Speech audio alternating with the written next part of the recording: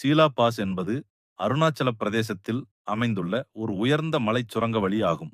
இது தவாங் மற்றும் போம்டிலா ஆகிய பகுதிகளை இணைக்கும் முக்கிய சாலை வழியாகும்.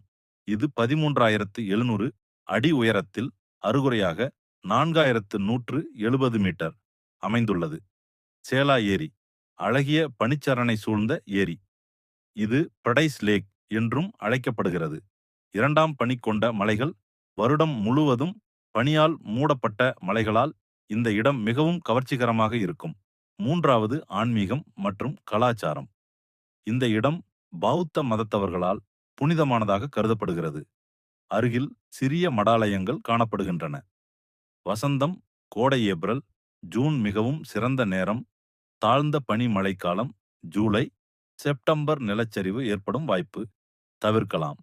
குளிர்காலம் அக்டோபர், மார்ச் கடும் பனி, சவாலான பயணம். ஆனால் அழகு மிகுந்தது.